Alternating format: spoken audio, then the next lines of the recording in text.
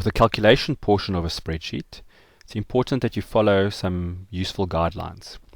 So for example, you'll notice the calculation section has its own area. In this case, it's part of this sheet, but in its own area. It could be in a separate sheet.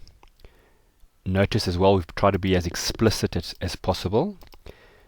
And the formulas are built in such a way that they're fairly simple.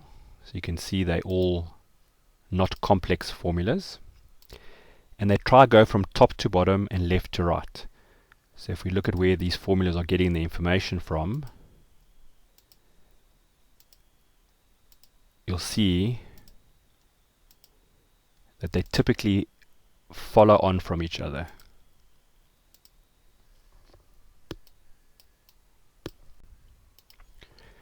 Where necessary in the calculation section, we've used buckets. So in this case, can you see we're using the assess loss, we've got an opening balance, we spend some capex, we get some profits, we have a closing balance. So this bucket calculates when we are taxable and how much the tax will be.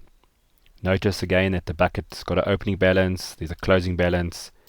The next period's opening balance is the previous period's closing balance.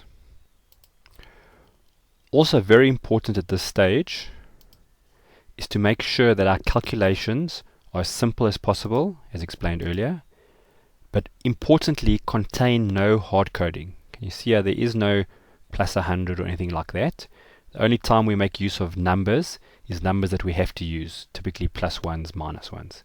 So there are no hard coding cells.